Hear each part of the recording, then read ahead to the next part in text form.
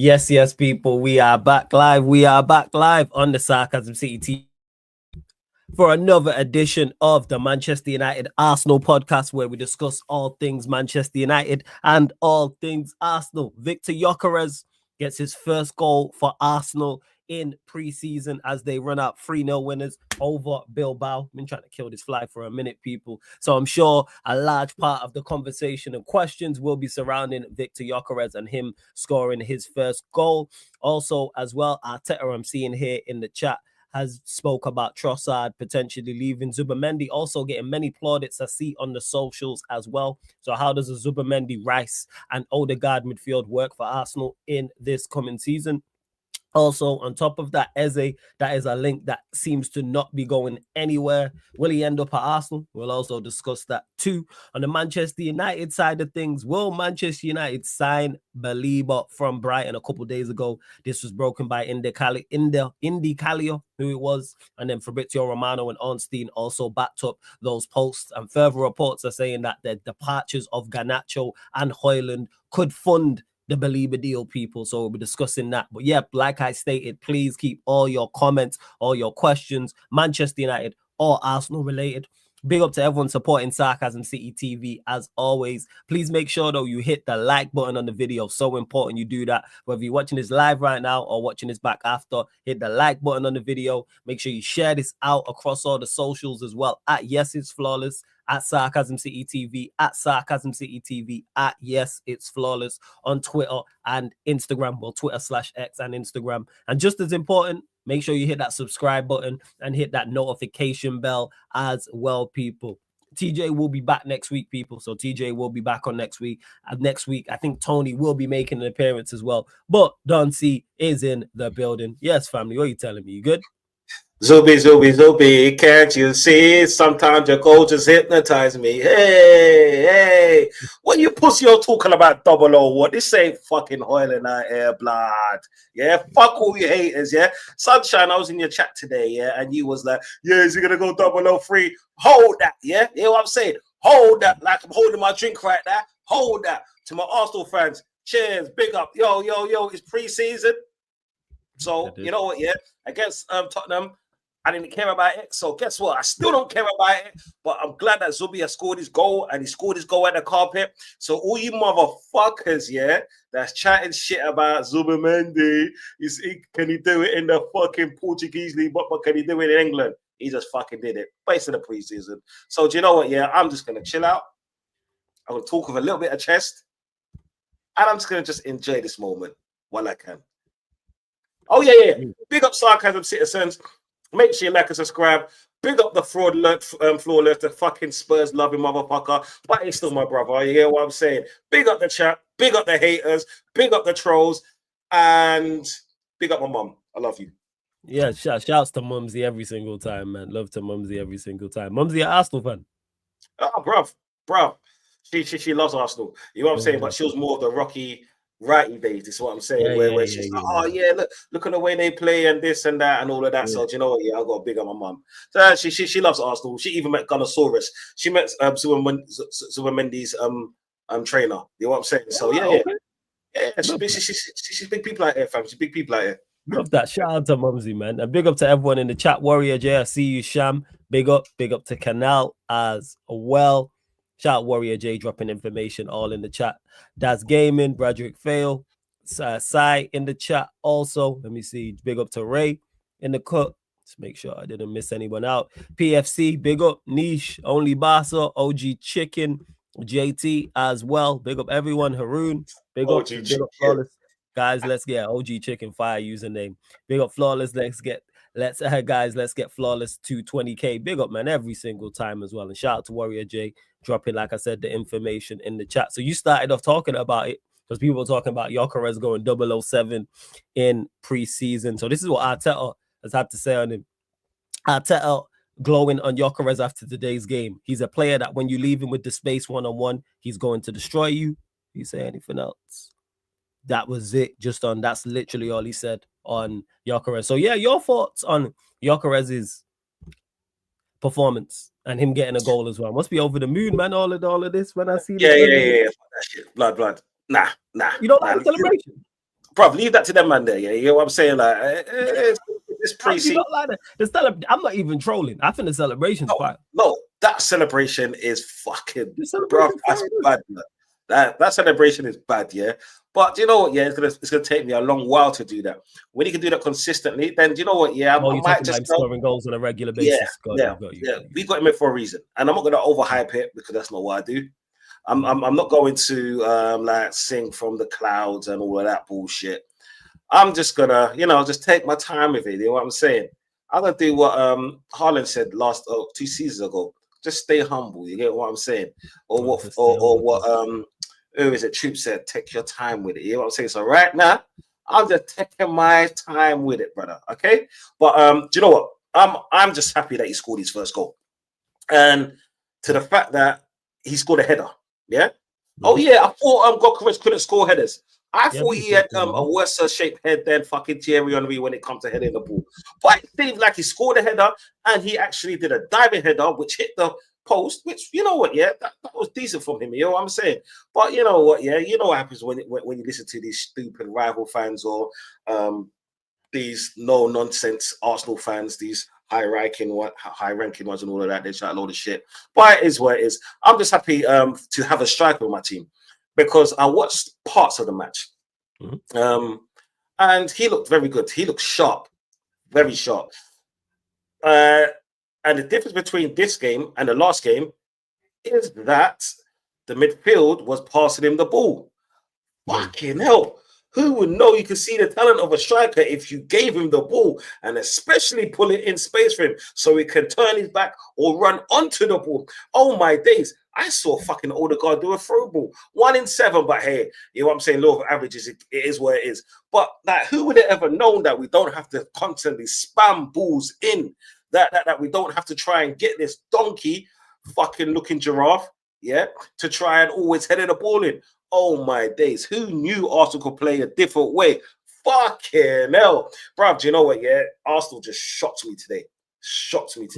It's unbelievable. I can't believe it. A fucking novice fan like myself, Don C, could actually say to you people that if we got a striker in, we'll play differently. Oh my days. It's just amazing. I just don't understand it, my brother. It's fucking. Did you know what? Yeah, I am over the moon today. Yeah, because I saw. Look at the energy. I get it. Like, you know what I said to you? What was it? Wednesday? Was it Wednesday? When we played Villarreal and we lost, and I came on stream with you. Yeah, I think it was a question. Oh, was that Q&A? Yeah, members edition. Yeah, it would have been Wednesday. Yeah, it would have been Wednesday. Yeah, when I said I don't give a shit about the win or how many goals we scored. I don't care about that because it's pre-season. I wanted to see us play different, and I saw Gyokeres have more than 5 touches of the ball. Fucking hell, it's amazing. I saw us play very good football, actually. This is what I'm saying. Forget who the opposition is. Good football, okay. Yeah, no, we played really good football. So you know, it's one thing I can't complain today is the actual how we played. But I'm gobsmacked. It's amazing what happens when you get a player that can actually hold the ball up, that can actually run in behind, that can stretch teams. You know what I'm saying? It's amazing. This is what I'm saying. Like in isolation, I kind of like it still.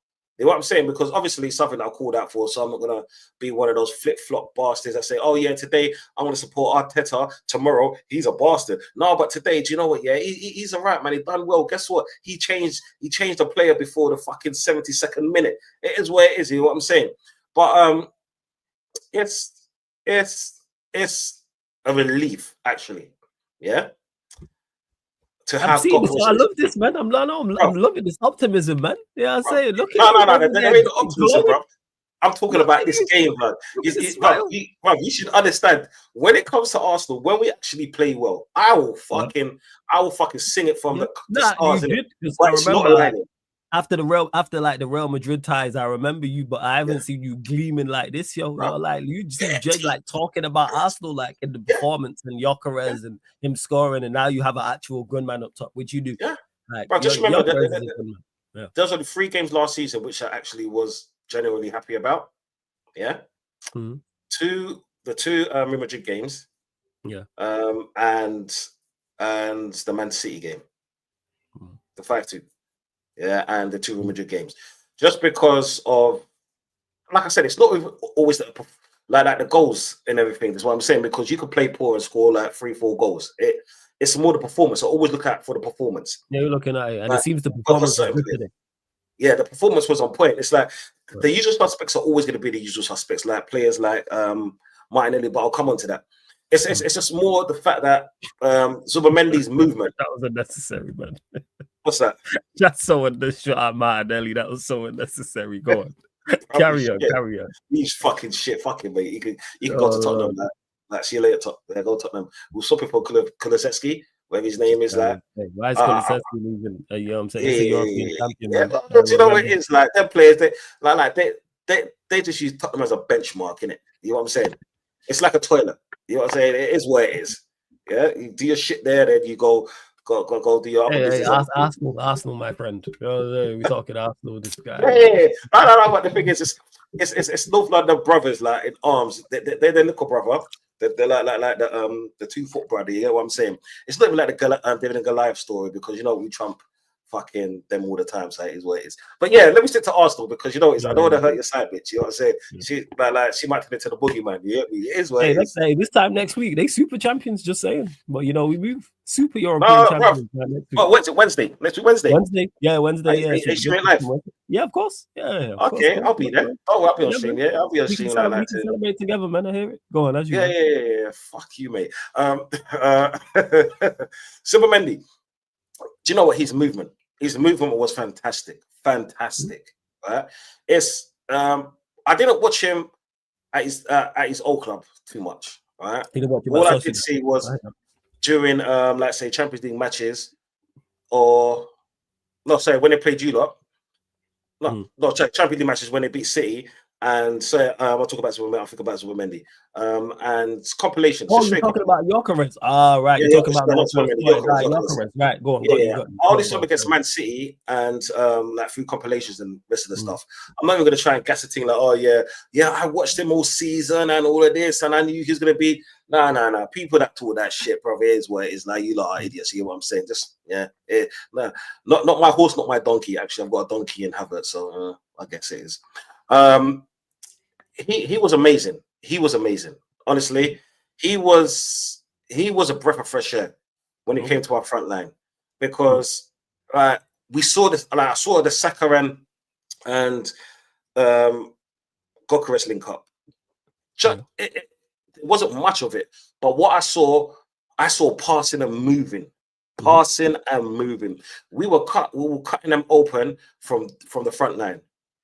And that's something that we've kind of missed throughout this season. I mean, throughout these years. Simply because, do you know when you got someone like Havertz up there, he's very stiff. Do you get me? It's like a man trying to slow wine, and they're like 17 stone. You get what I'm saying? It ain't happening. Yeah, you're more belly flopping than fucking you're more making waves than slimlining. You get what I'm saying? Man was slimlining. It come like silk, blood. You get me? Have you ever compared silk to cotton, bro? One like man them there. If you know, sleep in silk pajamas, bro. You get me? Because it's nice. You get me? It's nice. And I know, right? You know what? Yeah? Like silk sheets, yo. Silk bed sheets and one, yo. Yeah, for those that don't know, silk bed sheets will change your life, yo. Silk bed sheets and one. Like, trust me, once you go silk, cotton, you'll never think about you never know what cotton is anymore, especially when it comes to bed sheets. But like enough of that fucking talking, knocking the boots talk and all of that. Yeah, what I'm saying. No, whoa. Ain't nothing to do with that. You nasty. You know what I'm saying? Ain't nothing about nothing. I know when it comes to you and silk stuff, yeah. Nah. I'm talking about Spurs blood. This guy, yo. This guy, this is crazy work, yo. This guy, he's nasty. You know what I'm saying? Big up Tony in the cut as well. Yes, Tony. What you saying, man? You good? It was a slight delay. Tony. What you saying, Tony? Yo, people. See, guys, I mean, it's been a busy one for me today. Yeah, I'm sorry for being late, people. I mean, I had to ref some couple of matches today. There was a big competition down here in Finland. Finished it up, came back this night. Decided to do a 1-hour show. But oh my God, I was so overwhelmed with, I mean, I don't know, this win for some reason just overwhelmed everyone in the YouTube space. and I'm out here getting 5,000 views this night. Let's go. So I had to continue because I had to sell a little bit of some, opium to these people, just a little bit, just a little bit, just a little bit, before I could just close up on the show and join you guys. Dante was actually on the channel and the chat. Big up to you, Dante. Dante, you smiling? Come on, man. I mean, I've literally not opened my mouth yet to say the stars are aligning, and already I'm seeing your tattoo out already. Come on, man. People, what is going on here? People, smash the likes. No, there's actually a different hashtag that is gonna go on Twitter this night. People. I mean, Dante and my brother Flawless have been talking, but you know what, people? Just before we get into the situations coming up, I just want to say, hashtag people here. Next week, Arsenal is taking Manchester United to the O, people. We're taking them to the O. Hashtag take Manchester United to the O. We're taking them to the O, people. See, only people like Flawless could actually understand what I'm, because he knows pop culture. He knows what I'm talking about. He knows. Take them to the O, people. And you know what? Yeah, because we're getting to the conversations, we can actually take Manchester United to the O, or we could do it a different way. I might prefer the clips way, chain and whips. That could be different. But I still want to take Manchester United to the O, people. Hashtag take Manchester United to the O, people. Take them to the O. People, smash the like button. Me, don't see. I'm a brother Flawless. We're back, people. We're back. We're back. The stars are aligning, people. We're back. The stars are aligning. New season optimism, and we'll continue what we were talking about. This was Arteta as well. Speaking is involved in the midfield and Zubimendi, which you was talking about, Duncy. Arteta on the midfield fluidity of Odegaard, Rice, and Zubimendi. Yeah, especially with the qualities that they have and the way that they can complement each other in that space. We saw another evolution today on that, and the things that the team can really benefit from to be much more unpredictable and to be much more of a threat, especially from those inside positions. Thoughts on that, Duncy, because it's adding into it. You mentioned Zubimendi, so thoughts on his performance and, further thoughts on his performance and the overall midfield performance as well. Okay, first, Arteta, you're an idiot. Yeah, so I want to get that out of the way. You know what I'm saying? Like, get out of my club, you're still here, so you're an idiot. Anyway, Zubimendi was outstanding today. He actually was outstanding today. Just because you can see that the way he could turn the ball, it's like today he played like that party-esque style with a lot more energy. Yeah, he's turning. It was like, because let's say Rice was a lot deeper than Zubimendi. Rice more played as a 6, Zubimendi was more than 8. But they kind of switched it to a double pivot when the other team was attacking. But when we was on the offensive, it was literally Rice in the 6, Zubimendi in the 8. And fucking hell, Superman is a ball player. You know what I'm saying? You can see that, like if we had Partey, but he's not here, that midfield would have been fucking unstoppable this season. I'll tell you that for now. Just from how Partey played last season. But the Zubimendi Rice Odegaard thing, okay. Odegaard's the weakest link in this in that situation. Like, he played okay, but it wasn't good enough. Compared to all of the other players around him, he just played okay. Zubimendi for me was the man of the match, because he literally controlled the match from what was it, from when he came on onwards. You know what I'm saying? He was immense. Like, the energy that he has, the passing that he has, the way he broke up the game. He even tried to do a little run. Let's say I think it was about 78. Between 78 and 80 minutes, he tried to go for a little run through gone past 2 players. I thought he probably took on 1 player too much, but you know, when the adrenaline's rushing, you get hype and all of that. You know what I'm saying? But even then, he still won the ball back. You get me? It's like he actually made Declan Rice look a lot better today, because you know Declan Rice is the engine, more like the engine. You know he's not going to thread the ball through and do those little that's not his game. and all of that. That's Zubimendi's game.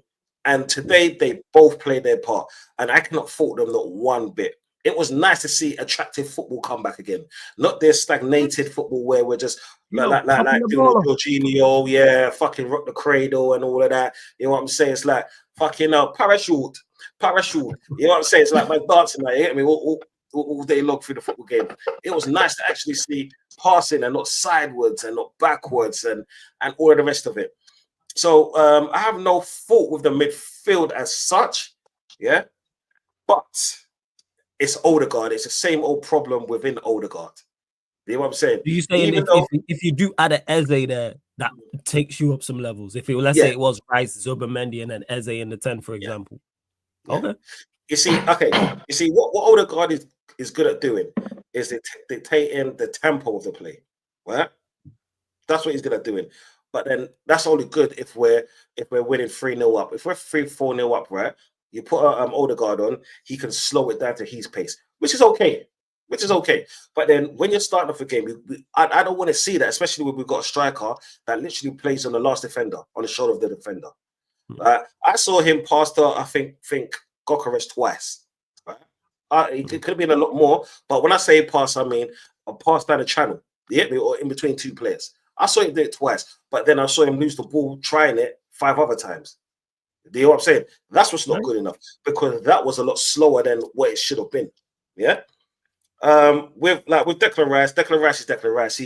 He good run. He made some good runs today. He tried to cross a ball. Actually, it was supposed to be a cross. He played it short. The defender intercepted it, but Rice actually ran back and got the ball back, which was quite good to see. That's what I'm saying, because that's that hunger and fire and determination, especially when you lose a ball. It's so nice to have a player to do that, like, unless some players, that's called like Fernandez. You know what I'm saying? Because when he loses a ball in that situation, he blames his players for not trying better. But it is what it is. You know what I'm saying? Like don't take a personal flaw. It's just all right. Some people, you know what's crazy? You know he probably go score against you on Sunday. That's the craziest part. Yeah, probably going to score against Sunday.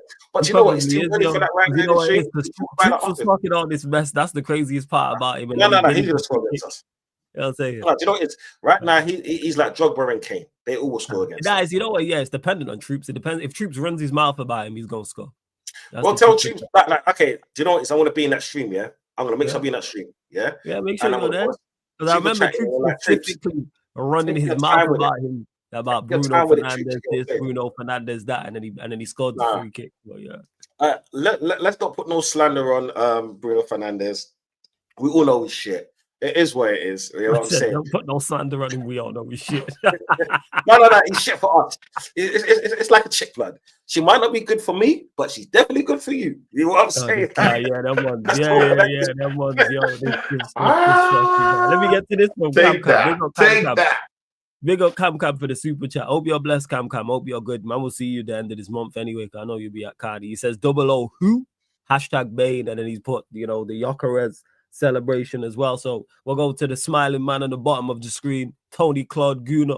Thoughts on Gyokeres getting his first goal? I can see by the smile. Look at this guy, yo, cheesing down there. So yeah, man, thoughts on Gyokeres' first goal for the club?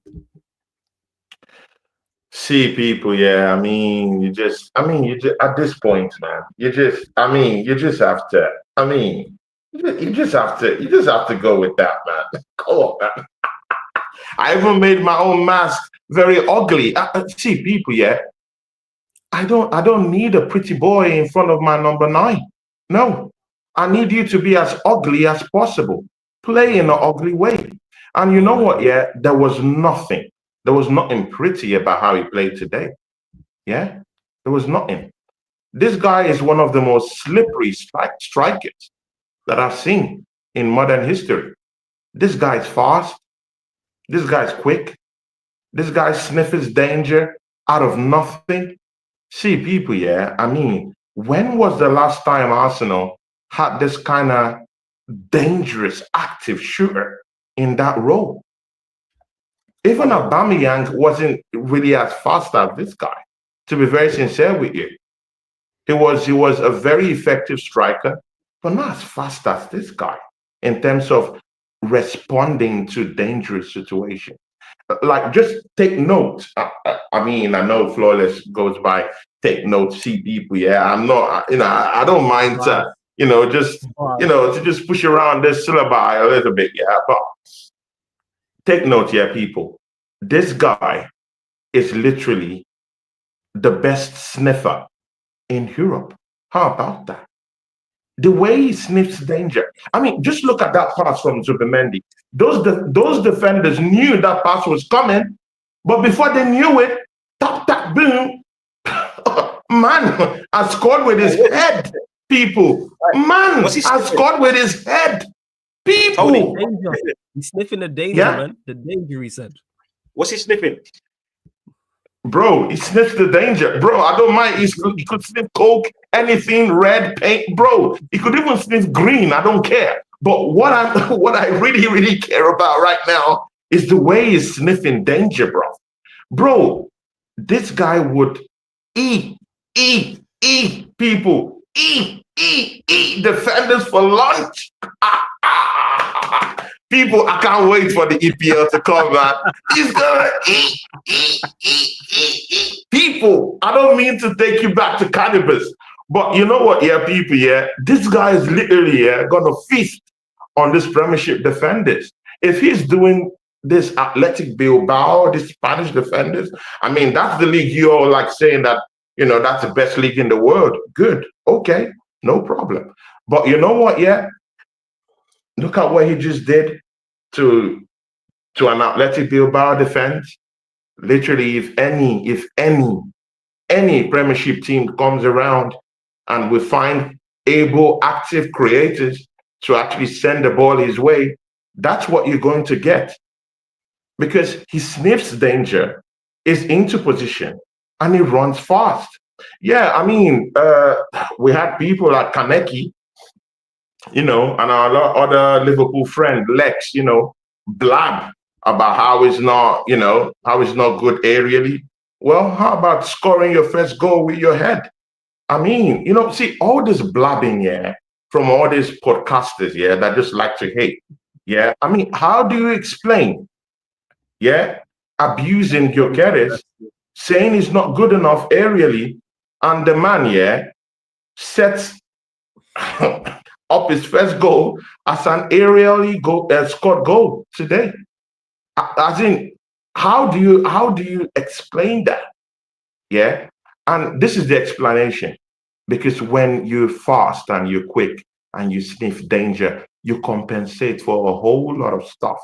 I mean, see, people, I mean, when I don't like to, usually, I don't like getting into sex or any other thing.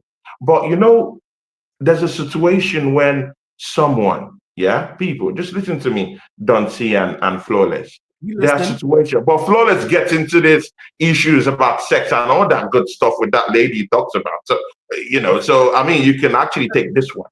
I mean, have you guys heard about guys that overcompensate for something? Have you guys, does it ring a bell? Yeah. I've heard about maybe when the P is not so long and you have to compensate with some other thing. I said P. I said, what is P? Wait. Whoa. I don't know what is going on. Hey, Tony, I know you're gassed, but we might need to relax. All right? Man gotta relax. I don't know what Tony is talking about, why he's talking about, long things and all this. So, we gonna take a pause for the calls. Run up the likes, hit the subscribe button. Jesus, don't seem crying tears. People, listen. You're not getting the message, No, and then you have to overcompensate doing some other whole nasty shit, See, people, that's the same thing with Gyokeres, He might not be forthcoming aerially with his head, probably maybe in Sporting Lisbon, but you know what? He knows how to compensate for that with his swiftness, with his fastness. So when you're a quick player like Gyokeres and you're fast and you can swiftly understand danger and sniff it, you're gonna overcompensate definitely for your area of weakness, and that's what we saw today. So you know what? I don't really care how many people say, "Hey, aerially, it has problems." I don't think so. you can actually overcompensate for that. It might not be the tallest in the park, might not be the tallest guy, in the box, but he's that guy that would sniff out those dangers, run fast, getting behind defenders, and get us what we want. So Gyokeres is the danger guy. He's that guy I've always missed in my team. And you know what? Yeah, Flawless. Rather than thinking about censoring me, I think you should be more scared about what we're going to do to you at Old Trafford. I mean, people, I'm not going to be there for you to censor me. Bro, you should be thinking of what... You should be thinking of the trolls you're going to censor rather than me. I won't be your problem. The problem will be how you're going to censor the trolls by next week when they come calling. You better have that one for them. Because I literally don't see how you're going to stop Victor Gyokeres next week. I'm literally thinking of alternative ways of how you're going to stop him. Because I don't think you have fast-paced defenders. That's something you don't have. Yeah, you're actually trying to, bring in lots of players. But, I mean, the players you've actually signed are attacking-based players. You've not improved your midfield. Neither have you improved your defense. I just wonder what answers you have for Victor Gyokeres when it comes calling next week at Old Trafford. And I'm serious. I'm serious. And you guys pride in calling yourselves devils, but I mean, I'm genuinely concerned about. I mean, you guys pride yourselves in calling that place Old Trafford and calling yourself devils, but I would just like to see Gyokeres just close your heaven for the hell of it. I mean, people. I just can't wait. I just can't wait for Gyokeres to actually close your heaven for the hell of it. See, people, I'm gassed. I can't wait. I can't wait. See, people, yeah. This is how simple it's supposed to be. Mikel Arteta. See, let me talk to you directly. I heard you watch these shows and you have your agents that clip up these shows. You know what, yeah? It's simple. Don't tinker with anything. What happened today, it's not as big. It's nothing big. It's just a friendly, just the Emirates Cup. But when you have 80% of the players that are supposed to be in your first 11, you fill them out to play, yeah? This is what you get. When you don't tinker with the team, this is what you get. When you put the players in their rightful positions, this is what you get. When you have Saliba defending, this is what you get. When you have Gabriel Magalhaes actually being in centre back, this is what you get. When you actually have Zubimendi in that number 6 position, actually he was alternating with Declan Rice, who was playing further back anyway, but they alternated anyway. Sometimes Declan Rice was moving forward, sometimes Zubimendi was. People, have you seen the interceptions from Martin Zubimendi? I mean, we were down here, Kaneki and the rest of them, Lex, they were all saying, he can't pass the ball, he's not an elite passer of the ball, he's not this, he's not that. Shut the fuck up, bro. Shut the fuck up. What are you talking about? People, see, no, I'm serious, bro. Because, no, Flawless, you were there when they were taking the piss at me. Yeah, when I said these things about Martin Zubimendi. So I'm not going to sit down here and fear. I'm not afraid of anyone. I'm not bought by anybody. I will speak my mind, and that's the truth. Shots fired. Take it anyhow you want to hear it, people. Because when I sat down here, yeah, and I was talking to this man then, yeah, they were all saying he's not in his wheelhouse to pass. He can't do certain things. What can't he do? He can control the ball from the midfield. Have you guys seen him when he's controlling the ball? He literally controlled the cadence of that game. When that game was going on a little bit of an overdrive and Bilbao was trying to come back to the game, he held on to the ball. He calmed the place down. That's what you get when you have Zubimendi in your team. He protects your back four. And mind you, see, you can literally see Zubimendi today is also an effective creator. Also, you could see that he can create, he can protect your back four, he can alternate with Declan Rice. Declan Rice can go up front. He could just sit back and soak up all the pressure. Bro, he can do everything. Bro, modern midfielders don't have that now.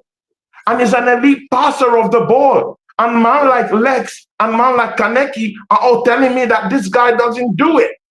That he's shit. They literally called him shit when I was on the show with Flawless. They said it. But now we're seeing something different. So I'm not going to be taking it from these rival fans this season. The first thing is I just want to see us go into Old Trafford, and shut their heaven, for the hell of it, just for fun, and take them to the old people. Take them to the old. Tony. Take them to the old, yo. You see the break that you had there. Take them to the old. Take them to the old people. Oh, my days. The break that you had here, done you well, bro. It seemed like you went to a Shaolin temple. You felt yourself. You get what I'm saying? You're sexually in the windows. You know what I'm saying? From the back to the front and all of that, bro. Your dominatrix shit about man sniffing and all of that. What the fuck happened to you, brother? Bro, I'm serious. These people are pissing me off. They pissed me off, bro. They pissed me off. And sometimes you just have to, give it to them, in a very harsh way, so that the season will start hotting up and, we can start having some certain discussions. Don't see what I'm waiting for. And I believe what you're waiting for also is that Eze signing. I mean, today, you could see it, man. If we have Eze who is creating from that, see, I don't even care if Martin Odegaard is even a passenger in this team. No problem. If Eze comes in, see, bro, evidently that he's going to displace Martin Odegaard. I think it's going to be clear, because he's going to be created. Zubimendi is going to be created. If Odegaard likes to create, good, no problem. He's our chief creator, isn't it? Good. If he likes to create, no problem. So we now have 3 creators in that team.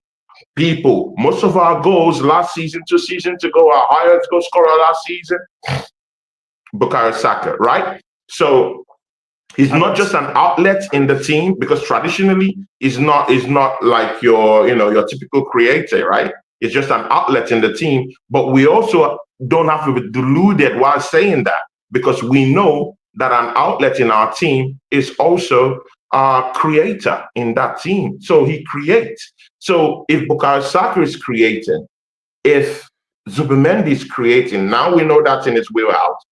And if we bring in Eze, that's 3 players creating, creativity, surplus.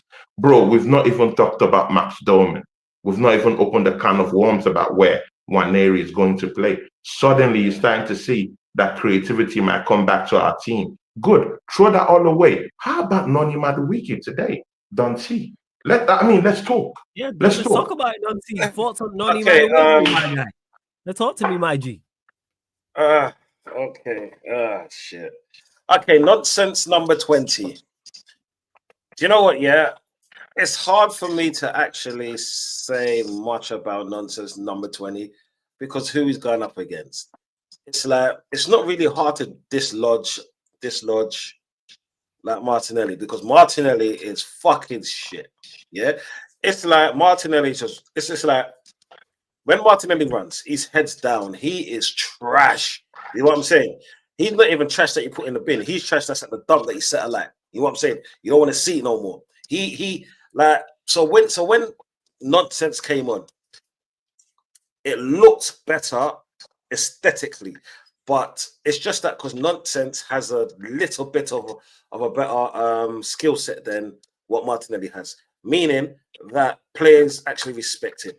Because with Martinelli, it's a simple thing. You pass the ball to him, he does the same thing and loses it. If he's passing it to, let's say, Gyokeres, I saw him pass the ball to Gyokeres, he put too much on it.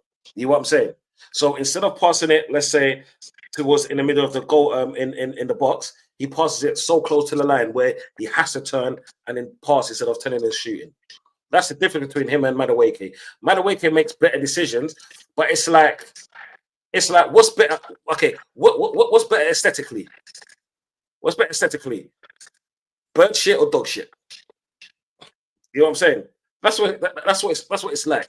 They're So you're both shit. basically saying here that Madueke's performance, even though it was better than Martinelli's, is nothing. It was nothing to talk about like that because Martinelli's performance nothing to talk about, nothing to rave on about. I didn't see anything that I haven't seen when I saw Chelsea play, when he was a Chelsea player. Even our whole left side, as such. This is what I'm saying. I didn't really, because you see in pre-season, I know what Timber's going to do on the right. I know what Saka's going to do on the right. Yeah. So I don't need to see much. What I needed to see was more of the left side, what's going to happen with the left side and through the middle, just because we don't really score goals where we penetrate like right through the middle. We mainly play on the wings, intertwine, back, yo-yo style, and then put the ball in, header, goal. All the rest of it. That's how we normally play. But so when I see Madueke, when I saw Madueke came on, did he have a good game in pre-season against Athletic Bilbao? Yes, he did. Yeah. But then to the standard of what we had, Flawless could have had a good game as well there. You know what I'm saying? And that's mad. Yeah? No, I'm gonna take it from you, bro. Because our left side is poor. I see. I don't really want to talk about Madueke just because he has a lot to prove to me. Yeah. So what? So what did that say? Why you say fuck me? Hey Tony, this brother supports Tottenham. Yeah. So that statement is wrong. Yeah. You got a fucking Tottenham penguin in your yard, blood. No, in your bedroom. My days, man. Yeah. Yeah, this boy, you see this youth Flawless, right? He's a fucking fraudulent. He's a sports fan. We know this. It's fact. But, it's a sports fan too. Okay, let me get back to it. It's for me, it's not even Madueke. Madueke, I know what I'm gonna get with him. You know what I'm saying? He has to prove that people like Usher are meaning the negative so-called Arsenal fans. You know what I'm saying? He needs to prove that to us because the nonsense top gooners, whatever, they're gonna support him through thick and thin. That's not me. You know what I'm saying? I'm more worried about our left side. You hear what I'm saying? Because Calafiori, he shouldn't play there. He didn't play left back, not one bit. I did not trust him there. He lost the ball so many times. You think he's a better centre back than he is a left back, Calafiori? I haven't seen him play enough games as centre back. Okay, first. I'm just asking. He's actually a better centre back than a left back. Yeah. He's supposed to be a centre back. I've seen him play in centre back position for Arsenal, and he played very well. Flawless. It was actually flawless in that game. Absolutely flawless. I haven't seen him play enough. I can't judge him on 1 or 2 games because that's just ridiculous, isn't it? No, but he played in centre back in Bologna. Yeah, but if you go back and watch a couple of games that Bologna played in the Italian Serie A last season, 2 seasons ago, it's in his wheelhouse. It's a centre back. He's being played out of position by the bozo manager. I don't even blame Calafiori for his lot. That's facing at Arsenal. I blame the manager. You playing him out of position, and he's not a good left back. He's not a good left back. I wasn't blaming Calafiori. I just said that I don't want to see him there. That's all. I didn't say you're blaming him. I said I blame the manager for what he's facing now, because it's not his fault. It's being played out of position. It's a centre back. So if you bring in a player to play centre back, then you better play him in centre back position. But he's not playing in centre back position. You're talking him down the left hand side. So he's just helping out the team, and you see he's being caught many times than often. Most times when he's playing in that left back position. Is there any surprise? No, he is not a left back. It's a centre back. So I blame the manager rather than even blaming Calafiori. And I know you're not blaming Calafiori. I was just adding footnotes to that. Okay, thank you. Don't see. When you're smiling, man. I know I'm safe. When you're not smiling, man, I know there's fire in the mountain, man. You're excited. Like honestly, you're excited. I like to get excited, Tony. You know what I'm saying? It's great for content, bro. Like it's amazing. I ain't gonna lie, it's amazing. But with Calafiori in the left, I don't want to see him there. That's why I said this is why I said I want a left back. Yeah, even when Skelly came on, he's a great addition. You know what I'm saying? He's an amazing player for what he does and the passion that he has. But then that passion could lose us games as well. Yeah. Even today, when like when he came on, the first thing he did was go towards the midfielder. He got the ball, the midfielder turned, I forgot his name, and Skelly tried to get the ball off him, but it looked like he just went right through him and kicked him. Yeah, it went rashly on that guy. Yeah, those kind of things. I've seen him do those kind of things quite a few times. Yeah. And I don't care if he's naturally a left back or not. He looks good in that position. But because he's so wild, yeah, like it's good to have that passion. It's good to troll. But then when it comes to the whole footballing thing, you got to kind of tame it down, especially when you're an Arsenal player for one, right? And I know they're saying the colour thing, but we know where I'm going with that. When you play for the team that's got bare Wakanda teammates with you, yeah, you got to make sure that you got to kind of fucking calm it down. How the media can try and portray certain players when it comes to certain things. Because I've not seen it. Because, Skelly's young, he's going to buy his mama house, he's going to come in the newspaper soon, and all the rest of it. We know how the narrative is going to be. Do you hear what I'm saying? Like, it's like it was a silly booking, but then if that was in a league, we saw him get a red card when he didn't actually do anything. And like I said, things like that will cost us in the future. You know what I'm saying? This is why I said we need a left back. If we got a left back at number 10, then do you know what? Yeah, our left side will be more assured, because once you're stable at the back, especially the left side, yeah, we're okay to go forward without having so many players drop back. Do you know what I'm saying? Yeah. And that's just my thing. That's what I said. It's not that I don't want to talk about Madueke. Madueke had a decent game. I'm not going to take nothing away from him. I'm not his greatest fan. Never have been. Will I ever be? It's down to him. Right? He played well. He did what he can do. He actually put a cross in that who was it? He put a cross in that Gyokeres trying to dive and header to that hit the post. You know what I'm saying? So, and that's a lot more than what Martinelli did. Martinelli tried to put a cross in here. It P-rolled on the floor. The defender got it and passed the ball out. Is what I'm saying. That's the difference between those two players. Madueke ran past two players. Friggin' Martinelli ran into one player. You get me? So, for what it was, for the game in isolation, he had a good game. Yeah, that's the best compliment I could ever give to him. Because I'm not going to be like, yeah, but then Saka had an outstanding game. You know what I'm saying? Got a lot of balls, a lot of this, a lot of that. But then one last thing. The only negative thing I saw today, right? We started off playing ball. Was used in the middle, beautifully, yeah, between Odegaard, Zubimendi, and Rice. We started playing with the ball, but then when that kind of died down, we went straight to the right.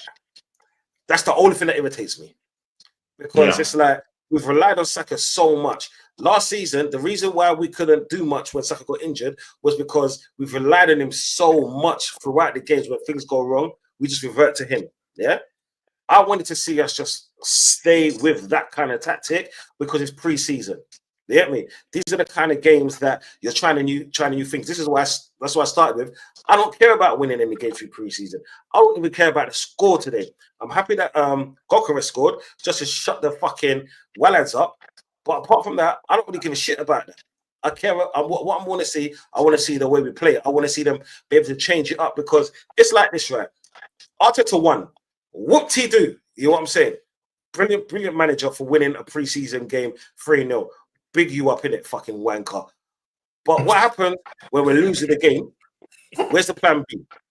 You know what I'm saying? Yeah, you're looking for him to be versatile and to be more proactive. And that's what I wanted to see. And this is what I wanted to see and hear in the last few games. You hear what I'm saying? Because like I said, through pre-season, you're supposed to change things up. You're supposed to be able to bring on your B team or your substitute, the substitute players. Even if you lose, you can see the style of play what they're going to do. You can see that they've embodied what the first team are playing.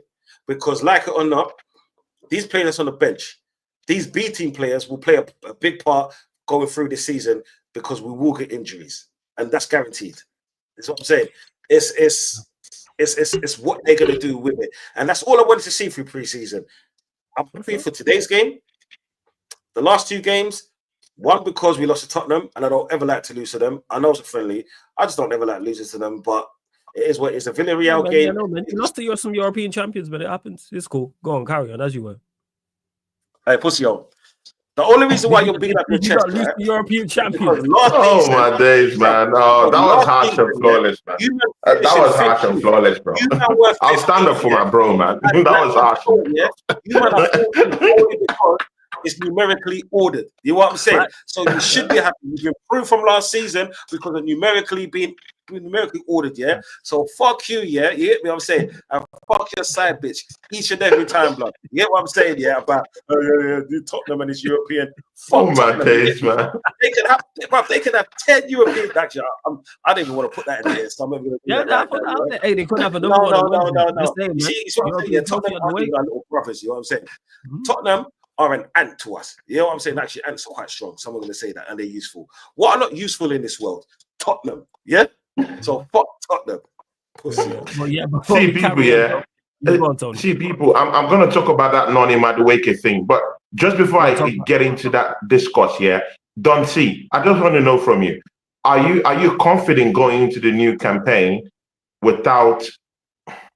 Okay, let me put it like this: are you confident going into this campaign with Miles Lewis Kelly as just your left back? It's a yes or no answer. No. Oh, 1 second. No. 1 second. 1 second. Can I ask a question? Go on. Why are you asking me a yes or no answer when you can't even answer yes or no questions? No, but I'm asking you because I'm asking you. Oh, yeah. because I'm asking you. Because you know I asked you that question, yeah. Because of course, I work with several other Arsenal podcasters too, and there's a very, very big concern. Like I've not really felt that concern since last season, but within this summer, I've really seen many Arsenal pods, yeah, really, really, really like doubling down on that Marge Lewis Kelly thing. Nomsky TV, you know Nomsky TV. Yeah, I know Nomsky TV has been saying that under his breath. He's been, poking on that lots of times that he's not confident with Marge Lewis Kelly just rolling into that position like that, without any big much fight. But right now, I'm really feeling that position right now because I'm looking at. I mean, you've just talked about how rash he could be. That's a thing. Last season, it cost us in a couple of games. I mean, there's no way you would really take away that youthful side of it. He's still a young kid. But am I really confident going into the season with him? Because that left-hand side is such a delicate area. Mostly since we used to have Gabriel Martinelli stink up the place offensively, but he used to come back to actually help out the team before. But right now, it's on complete breakdown. He doesn't help out offensively. He doesn't even come back to even help defensively again. It's a complete breakdown, and it leaves Marge Lewis Kelly completely open. And again, the manager is bent on using Marge Lewis Kelly invertedly all the time. When he left his position to go inverted, that was when Tottenham caught us and that ball was looped over David Raya. So it's being caught too much in that left-hand side. Not basically when he's defending, but when he's inverted. Now that's a fact. Been caught many times. And it just leaves a bitter taste in your mouth. Should we really now be selling someone like Zinchenko? Because when you put into perspective, no, that's the truth. Yes. Because now if you put let's look at this logically. Because now if you put it into perspective, Calafiori is the only option we have down there, technically. Yeah. We know technically he's not gonna play because he's always injured all season. That throws him all the way. The only cover we have down there for Miles Lewis Kelly that we're confident that can come in, week out, is someone like Zinchenko. Now, if Zinchenko leaves, it leaves us with just only Miles Lewis Kelly. Good. If you want to put Timber in that conversation, that's a different whole game. But again, who is going to play right wing when Benjamin White stinks up the place? I'm not really pretty sure about Benjamin White's cohesion or effectivity this season, innit? bro. For one, Timothy the starter on the right, on right back, Declan Rice is going to be playing second fiddle this season.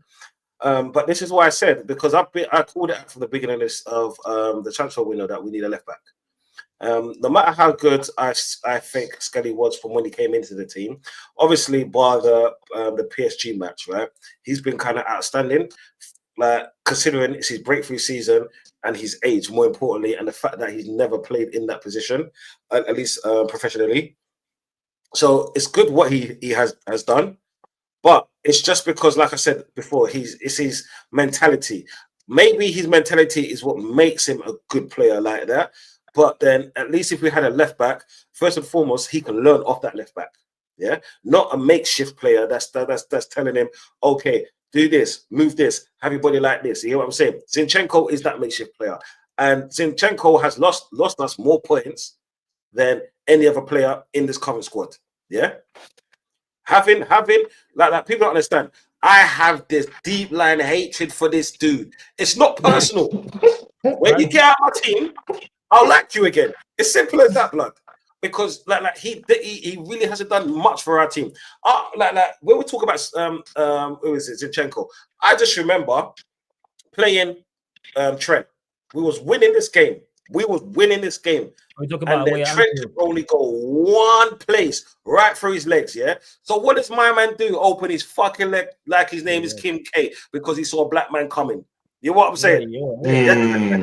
Let that sink in, people. Let that sink in. Hey, yo. I don't know what's going on with you. Hey, yo. I don't know what's happening. You know what I'm saying? Because you might won a game and your midfield looking for the Gyokeres score has got these Arsenal fans acting up. Before we continue, run up the likes, people. We're at 61 Flawless is into all that Dr. Roman shit. How about that, people? Make sure you subscribe to Tony's channel, people. People. Flawless isn't into that Dr. Roman shit. People, it's crazy. Tony Claude, let that sink in. The title, people. The links in the title. Yeah, I know you said, but it just started crazy. It really did. But yeah, you lot subscribe to Tony's channel, Tony Claude Gunner TV. The links in the title. Hit the subscribe button here.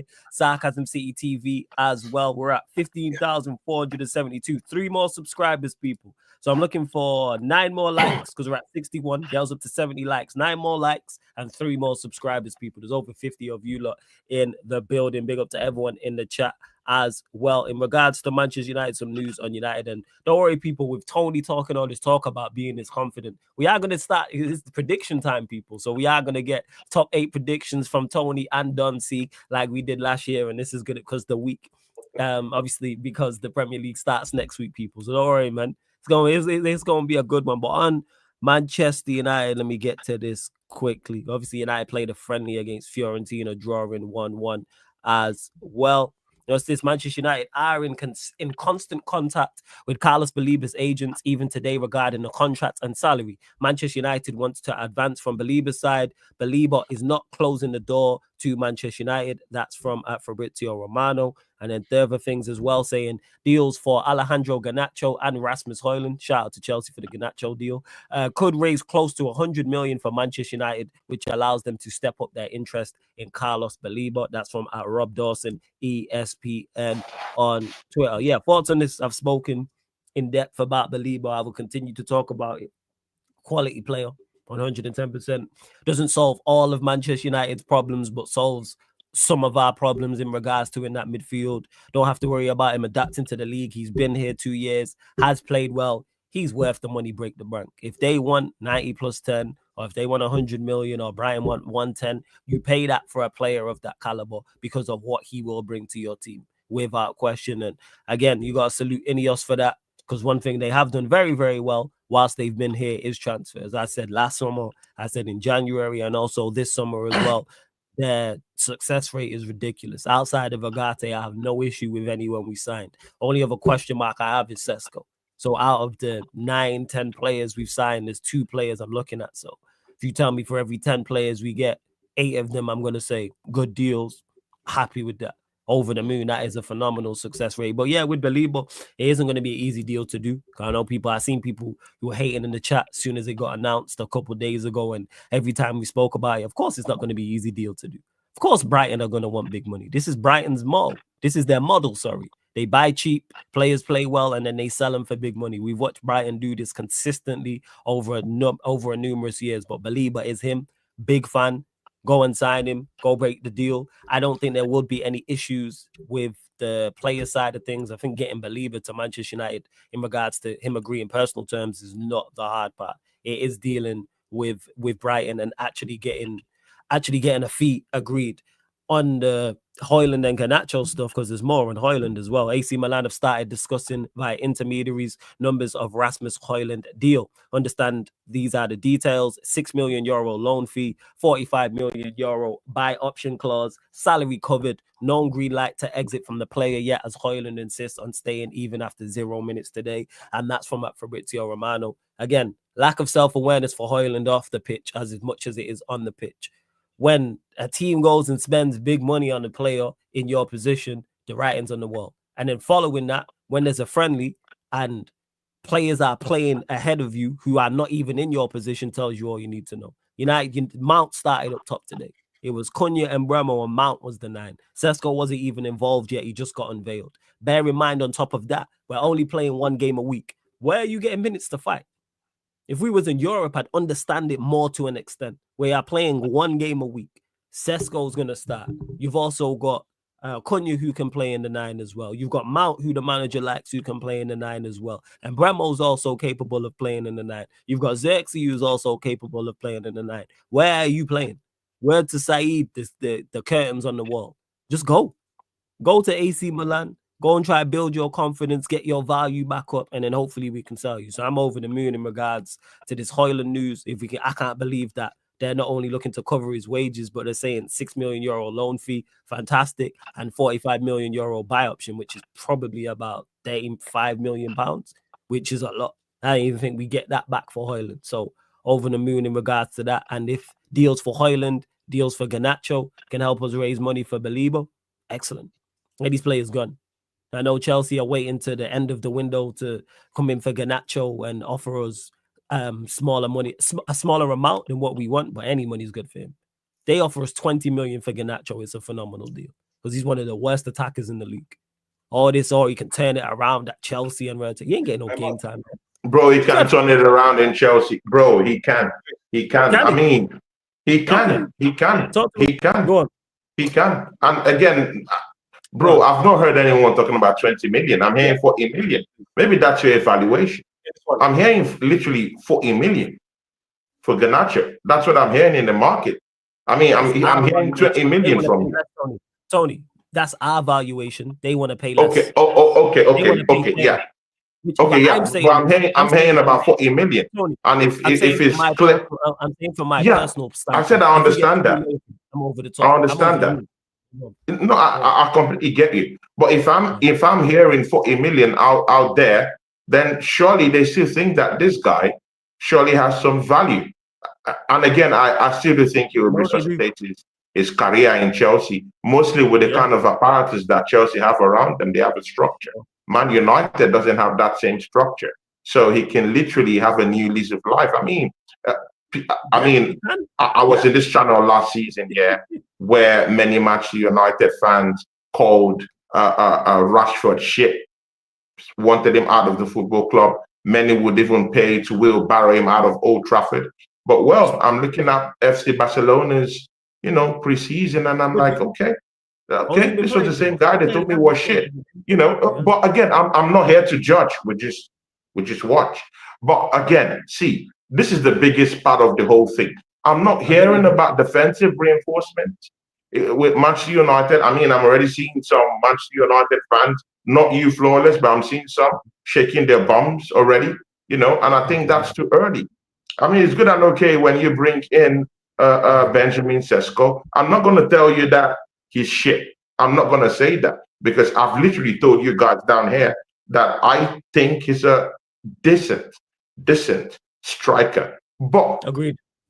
For the Arsenal, I don't know if he comes in to that Manchester United structure. Do they have what it takes to actually make him the best he could be? The answer is, I don't know. I'm not sure of that yet. Is Bruno the guy to help him out, create for him? I don't just know yet. So, I mean, even this Baleba talk, yeah, that people are, tapping their toes to, yeah, I actually think it brings more problems to your midfield. Like, where are you going to talk Bruno in that case? We all know that there's no way Bruno is going back to your midfield. Because if Kuna is playing down the left-hand side, if you're going to play, you're going to bring Sesko to play him, definitely. So it's going to be in that number 9 position. And Buemo definitely down the right-hand side. I hear you when you say Kuna can play as your number 9 and Buemo can play as your number 9, but that's all technical bullcrap because Buemo will definitely play to the right. Kunha, like we've seen in preseason, will play down the left-hand side. You said no attention to what I said. No, what I said was I was talking about Rasmus Hojlund and why he should leave because we have multiple players who can play ahead of him in the 9. In regards to where Bruno will play in central midfield. So if we do sign Baleba, it will be Baleba and Bruno as the central midfielders, Cunha left 10, and Bremo right 10. Wait. Bruno, but Bruno can't come back to your midfield, right? Because he loses the ball in the midfield. He's not well suited for that. Tony, so I agree with you. No, Tony, I agree with you. But you said, where will Bruno play? I'm telling you where this idiot manager is going to play him. He'll play him in central midfield. That's where he has been playing. That's where he played today. And that would be the biggest problem. It's a huge that would be the biggest problem. That's why I said bringing in Baleba, it's not all kumbaya. I mean, it's a great player, it's a cool player, but it's not all kumbaya. There are still going to be real big problems in this match. In fact, it creates one because Bruno is nothing in midfield. How does Baleba create a maybe as an offensive player in that number 10 position? Yes, where is more suited. Take snapshots. How does Baleba create a problem? I'm lost. How is Baleba joining creating a problem? Because I just feel like your manager is gonna bring Bruno further down. Like it's gonna be more, it's gonna play more deeper. Baleba joining does not change where Bruno will play. Bruno's going to play the same role. Baleba will be alongside Bruno. I watch my football club, right? Like Baleba. I hear you. No, but it's easier said than done. That's what I'm saying. And mind you, you're not Amorim. Amorim has his own plans. You have your own plans. Amorim has his own plan, so it could be something different. And again, you have to start thinking where you're gonna play Maino, if Baleba is gonna play, and where Ugarte is gonna play at the end of the day. So have to fit them all in. If you're going to still put in Kunha in that left-hand side and play Sesko as your number 9 and Mbuemo down the right. Maino won't play and Agate won't play because the manager don't rate them. I've just told you what the team is, so I'll tell you again. If Manchester United do sign Baleba, it will be Baleba and Bruno as the central midfielders, Cunha left 10, Bremo right 10, Sesko up top. That is our midfield and the 2 10s and the striker. Do I need to say that again, or have you got that crystal clear? I don't particularly. No, I got that crystal clear. I got that. But again, that's your machination. It's your machination. How's the imagination? I literally don't think that the manager might play that. So what does he play then, in your opinion? Let's talk about it. No, you said 2 10s. Do you think the manager will go with 2 10s? He's been playing 2 10s the entire time, Tony. That's his system. He's been playing 2 10s. Have you not watched us? Maybe you haven't. That's his entire system, Tony. He plays 2 10s and a striker with 2 central midfielders, wing backs, and a back 3. 3 centre backs. Where have you been? See that? And this is the hate that I'm talking about, people. Bear in mind, Baleba's not signed. Bear in mind, we've not agreed terms with Brighton. Bear in mind, Baleba's not even agreed personal terms with us. And fans are already hating. I hear the problem, like in regards to Bruno's a problem, without question. But this whole Baleba causes a problem is a myth. Because you can't even tell me what problem he causes. Because he don't change what Bruno does. Bruno should have been sold. You know this. I've spoke about him. He's a final third player. If you're going to play him, you play him in the final third. But our manager insists on playing him central midfield. That's a major issue. Should have sold it. But hey ho, we move. But I got an interesting question for you, Garnacho, because you said new lease of life at Chelsea. So out of the Chelsea attackers, the wingers, who's he better than that's currently at Chelsea right now? You don't. And again, you don't have to be better than anyone. You just have to be there as a competitive addition to the Is he that squad. worst I mean, attacker? you don't have to be better than anyone. You just have to come in and show that willingness to take your chance when you get one. Noni Madueke was brought in for 55 million pounds. And today he played more than Martinelli and Trossard have played all season last season. So sometimes it's just about coming in, maybe not being better than any other person who's down there, but just coming in and trying your luck and be a competitive cover and an addition to that team. So competitive cover. So I think there'll be new lease of life for him. So Tony, are we in agreement that if he goes to Chelsea, he's their worst attacker?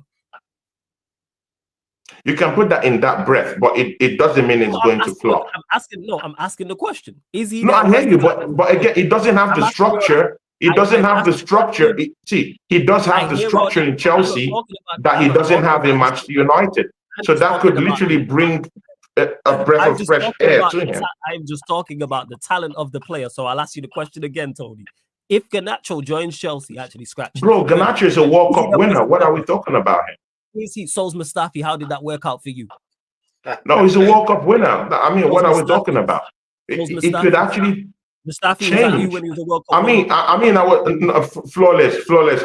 I mean, I hate going at you, man. But I don't want to go back to what you told me about Rashford 2 years ago or a year ago. I mean, let's don't go back to all those stuff, because you can now see what Rashford. I mean, he proved himself in Aston Villa.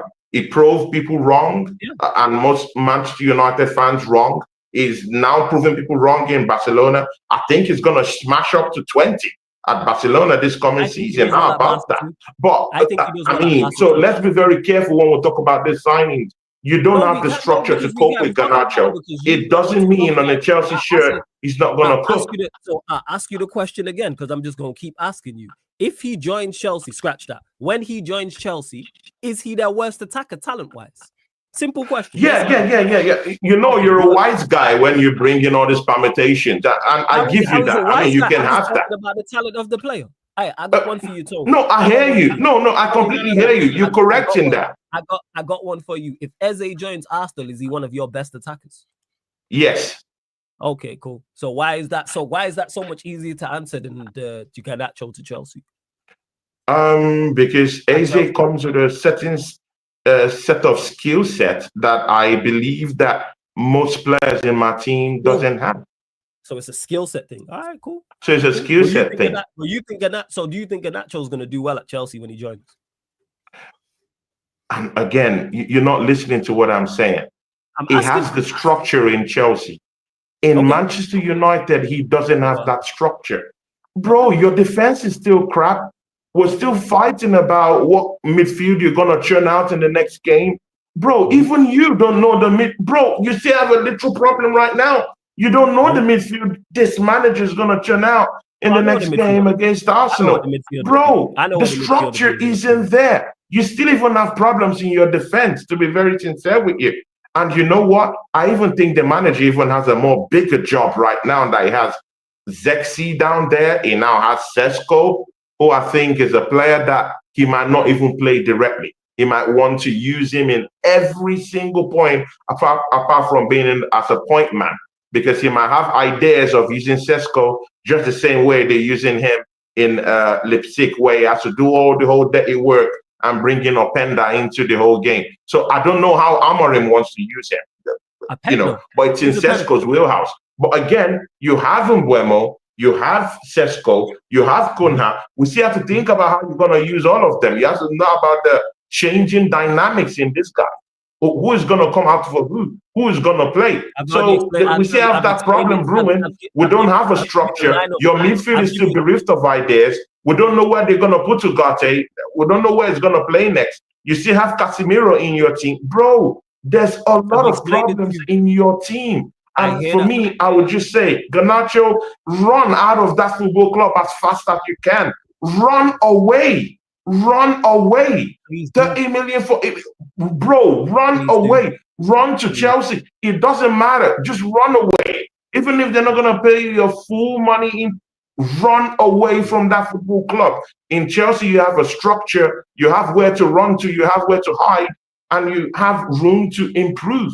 Maraska can actually is a man improver. He can actually improve players individually. I can't say the same thing of Amorim. To be very sincere with you. I'll explain again because Tony's not listening because he said so I can tell you the midfield that's going to play against you lot. It will be Bruno and it will be Agati. That'll be the midfield too against you lot. You're not sure? And I'll say it again. I'm 100% sure. And I'll say it to you again because you were clearly not paying attention. Because you just said, where do all these players fit? So I'll explain it again. And Bremo's going to play right 10, Tony. Cunha's going to play left 10. And Sesko's going to play up top. Let me repeat that again for the 5th time. And Bremo's going to play. What if he says Cunha should play up top? Cunha's going to play left 10 and Sesko's going to play up top. That will be the trio. Well, you don't know. That's what I was literally telling you. He might. That's what I'm telling you. You don't know about those dynamics because Amorim might see things differently than you do. You're putting Sesko up top. It could be something more different. He could want to use Benjamin Sesko in a more in Leipzig. Openda actually is the point man, and he allows Benjamin Sesko run through the channels. Just allow me to get this. Allow me to get this out. Flawless. Wi-Fi, Tony. Your Wi-Fi broke up. Start again. Oh. See, listen. Okay. Yeah, I'm saying you gotta listen. Go on. Start again. Yeah. No, I didn't hear you. I'm just literally hearing you. You didn't hear me, man. You know what I'm saying? I know you. Yeah, I didn't hear you. I know. No, I'm saying, Flawless, you just talked about the dynamics of Cunha and how this manager would use him. But again, you're very, very sure about that. But I'm telling you that your manager might have his own separate ideas. There's still a different way on how to use Sesko. Like the way they're using him at RB Leipzig. You can call him the main striker there. People would laugh at you because they have Openda, who's usually their point man down there. He usually does the dirty work. He runs through most channels most of the time because it's in his wheelhouse. And then he gets the ball across to Openda, who scores most of the goals down there. That's why people actually do think that Openda is actually a more better striker than Sesko. But I know Sesko does lots of the dirty work through the channels. It comes through the left-hand side, through the right, and it's in his wheelhouse to do that. Do you know where this manager is looking at Sesko to play? Because you're now saying that he might play him in that number 9, but I don't think so. I think he might play him just. So where does he play then? If you don't play him as a 9, he'll shuffle him around. He'll shuffle him around. No. Mikel Arteta used to shuffle Aubameyang around. If he don't play him as a 9, where is he going to play him, in your opinion? That's what I'm telling you. He could shuffle him around. He could play him in the left-hand side. He could play him in the left-hand side and allow Cunha to just be the main striker. I'll just give you that answer. So you're saying he plays him as a 10 and he puts Cunha up top? He can put Cunha up top. And it's very possible. The left side 10. Yes. All right, cool. We got that. Sesko can do that. Sesko can do that actually. He does that when Openda is playing number 9. He does that. But again, my main point I was just trying to say is that you can't be so sure where Amorim wants to play him. That's what I'm saying. You can't just say he's going to play him in. I don't think so. Amorim too is a crazy man. So opening day of the season when we play you lot and Sesko's playing in the 9, I want my apologies that Sunday, yeah? Yeah, sure. Yeah, of course. And then when we play Fulham and he plays Sesko in the 9, I want my apologies. And then when we play the 3rd game against sure. I want my apologies. And then it's the 4th game. Sesko's never played as a 10. Ever. He's never played as a 10. Are you sure? I've seen him play in multi-dimensional roles in RB Leipzig. I've seen him come through the channels. I've seen him play to the left. I've seen him play as a second striker to Openda. He's never played as a 10. I've seen him play just behind Openda.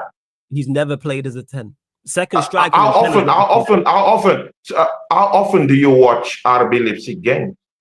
I've watched RB Leipzig games live. Clearly you haven't. I've watched it live twice. He's never played in the 10. I can go to literally check the stats. You can literally have Wi-Fi. You can go. Bro, I mean, no. I said play as a second striker that's behind Openda. That's what I said. I didn't say as a 10. We don't play second strikers. What we talking about? Leipzig does. That's what I'm trying to say. No. United don't play second strikers. Okay, now I was talking about RB Leipzig. If you that's a whole actually took different the time to listen, you would have understood where I was coming from. And it was waffle, so that's why I responded directly to what you said. I don't know why we're stuck on this because it's a strange one, but yeah, like I get it, man. It's the hate, and bear in mind, I ain't even a big fan of Sesko, but notice this, people. This is what rivals have been doing. Just the thought of Manchester United being half decent, I even sold on Sesko, but now man talking about Sesko playing as a 10 and Cunha playing as a 9 when Sesko's played as a 9 his entire career. Cunha's played as a 10 more often than not, or left side. But then again, Tony don't even know what formation we play. So how would he know? That's why him talking about Sesko playing left wing is a myth, because we don't play with wingers. Anyone who watches us knows that. We don't play with wingers. Under this manager, we've never played with wingers, left or right. We play with 2 10s and a striker. So if you're playing in the final third, you play as a 10 or a striker. There's no second striker. It's a 9 and 2 10s. I don't know how much clearer to make that. But he's going to bring in Sesko for all this big money, play him as a 10, and put Cunha as the 9. All right, cool. You know what I'm saying? See, people who watch him, flawless Sesko appendix, because Leipzig. No, forget Cap TV doesn't. Cap TV, you don't. I'm sorry, man. I mean, you're talking caps, bro. That's caps, bro. Bro, he runs through the channels. What are you telling me? I've watched him live twice, and I also watch RB Leipzig too. He sometimes he plays as a second striker to Openda. What are you talking about? At times it comes from the wings, it comes from the channels. What are you talking about? In tactical shuffles. So what are you talking about? You're capping live right now, bro. Go watch Sesko, bro. I don't know why we got onto this in regards to Sesko, but yeah, in regards to it, I do agree with Tony partly about the problems that we still have, that we still face. Not so much from a defensive standpoint, more so in midfield as well. But hey, we'll see. And also Garnacho, who is their worst. I've never seen someone who is going to a team. He's the worst. He's going to be the worst player in that role, and people think he's going to do well. Only at Manchester United would that happen. Only we could sell a player, and because we're that bad and take the whole blame. Bear in mind, everyone's watched this player. He's going to a team where he's the worst attacker, clearly, but he's going to show out. That wouldn't happen anywhere else, people. Keep telling people, when it comes to Manchester United, pay attention to what people talk about. People talking about Garnacho is going to do well. Why? There's no logic. There's no way it would happen anywhere else, where a player going to a team and he's the worst attacker, or he's the worst defender, or the worst midfielder, and all of a sudden he's going to show out. Where's he getting? Game time first and foremost. That's another thing. All them attackers, Chelsea. But I mean, you said this thing about Rashford. I didn't say this about Rashford. Lot for Rashford now. How about the other guy that is playing in Napoli now? He's not like a king. He's the face of Napoli now. I never said it about Rashford. Never said that. So don't lie on my name, please. I never. No, I didn't lie, but no. This is not cap. No, this is not cap. But what did you say about Rashford? No. This is not cap. So what did you say about Rashford? I don't want to go into it because you had choice words for him at the time. But what did you say? Rashford, if you wouldn't have ran for 2 months, then you would have known what I said about Rashford. Because when you was on the run, because you didn't want to be on the channel because you was embarrassed, I spoke about Rashford ample time. No, it's not about even before then. No, I'm talking of before then. What did you say? I'll tell you. Did you want him to stay in the football club? Did you believe in him? I'll tell you right now, no, and I still don't. Will Rashford do well? Yeah, exactly. So what is this argument about? Exactly what? You didn't want him at your football club. I still don't, because you clearly didn't believe in him. So I mean, bro, what? I mean, what are you saying? Fuck me for? I mean, bro, what did I do? I said the truth. You didn't want him in your football club. Yeah, no, and it's see, Flawless. It's actually Flawless. Calm down, Flawless. Calm down. It's actually okay. See, Flawless, calm down. Flawless, calm down. It's actually okay if you don't want to play in your football club. That's not what you said. That's not what you said. What did I say? Exactly. You don't even know what you said. What you said was, bro. What did I? Okay, you accused me of something, but I'm telling you that you didn't want to play in your football club. If you be quiet, I'll tell you exactly what you said. Shut up and listen, and I'll tell you exactly what you said. You said, I said the same about Rashford as I said about Garnacho. No, I didn't. Nowhere did I say the same about Rashford that I said about Garnacho. Nowhere. So it started off on a lie. So you can hold that. This is the point that I'm talking about. Don't put words in my mouth. Never did I talk about Rashford the same way I spoke about Garnacho. Nowhere. No, I did not. That is incorrect. So that's why. That was based off Now, what I'm alluding to, Flawless. No, don't What allude. I'm alluding to is Don't that allude. you Say don't what you mean. Do not see. allude. Say no. Do not No, allude. Say no. what you What mean. I'm Don't alluding allude. to is, Don't allude. Do not allude with me. I'm right here. You can ask Can me. I- Don't allude. bro. Speak You clearly. can always allude to what people say, No, you don't but allude with me. No, when it comes to statements I make, don't allude. You know what I'm saying? Don't say I said this, bro, I did not. State what I said, because I am very clear and very factual.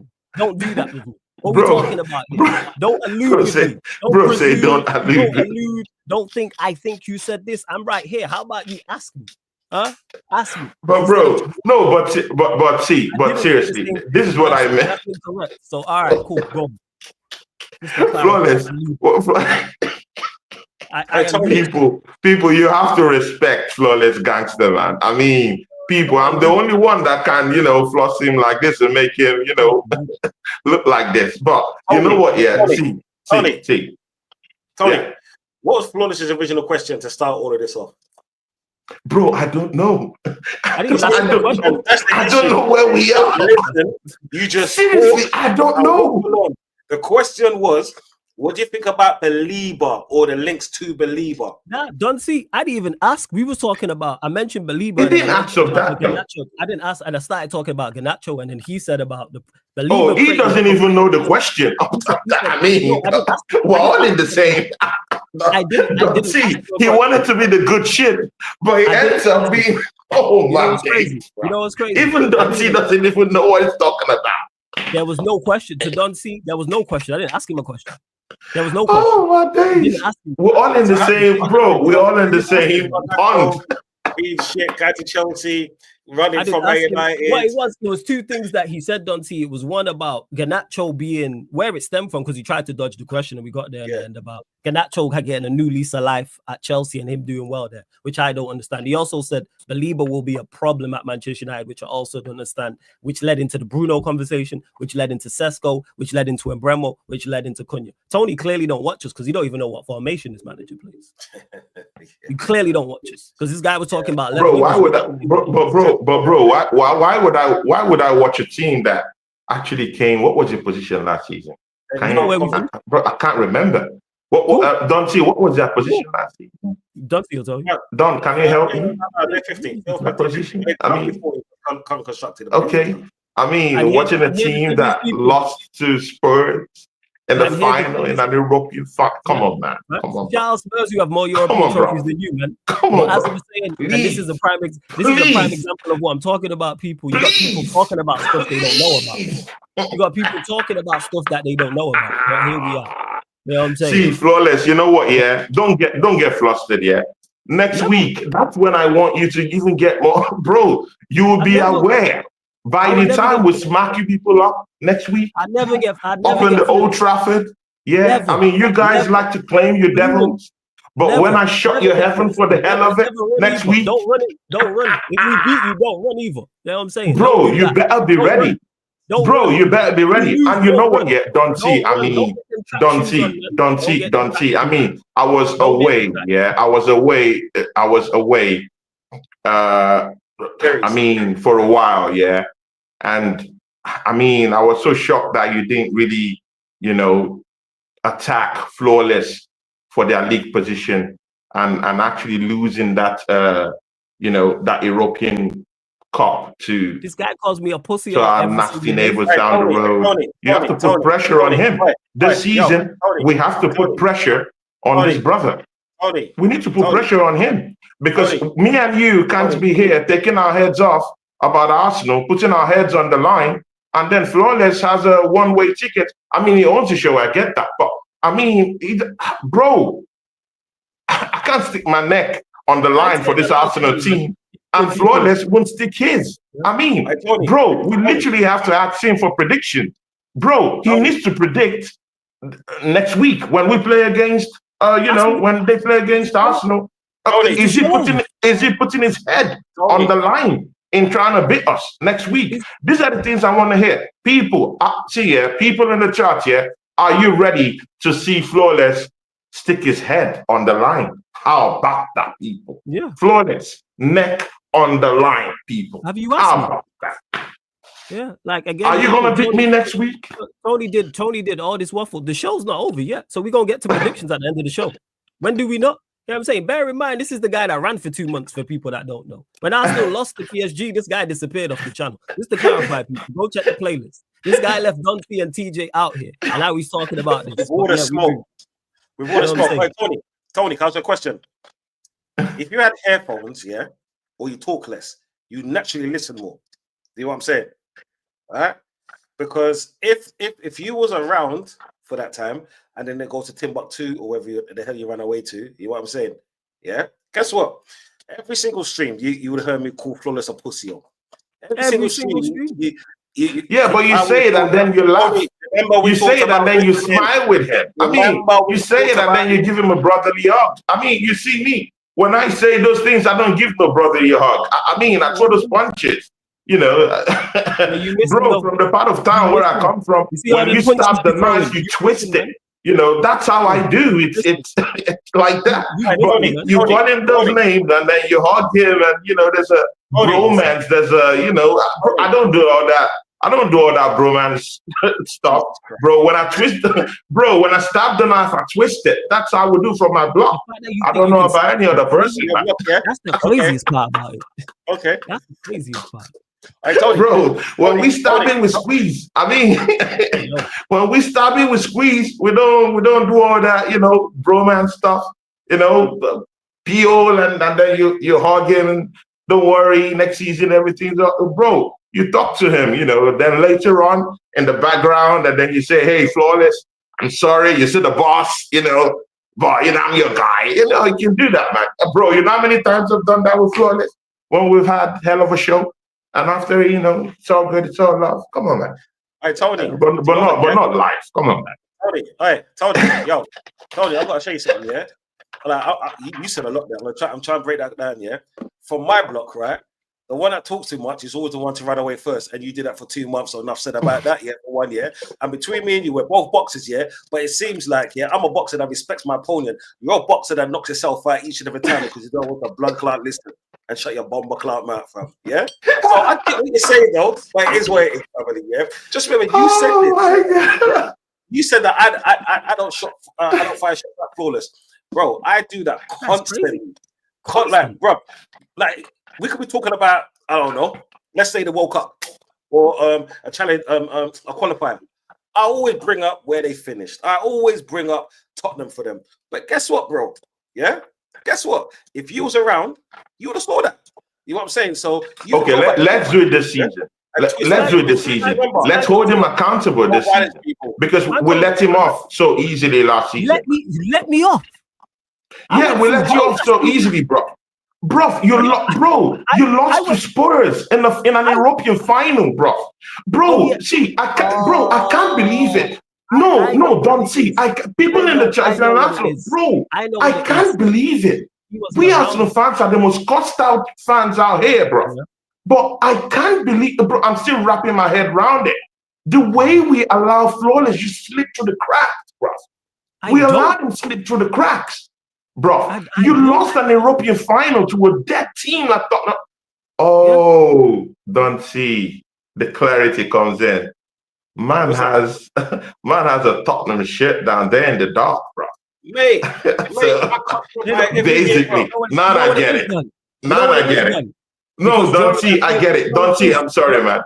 I mean, it just crept in. You know what's crazy about what Tony said? Because he mentioned about throwing punches and stabbing the knife and twisting. Now he's saying I'm getting off easy. So if I'm being hit and I'm getting hit with the knife and he's twisting it, then which one is it? I'm either getting stabbed or I'm not. The problem that Tony has is, one, he wasn't here during that period of time because he still had his track shoes on. You know what I'm saying? He was doing a marathon runner and that. Secondly, as well, but you know what it is? It bothers Tony that it seems to not bother me that Manchester United are going through. Of course it does. I just don't show it. That's what it is. But yes, do I go for it? Absolutely. And I'd rather Dunsey curse out Manchester United than curse out me. This guy joins is like, yo, fuck you, you Tottenham loving piece of shit.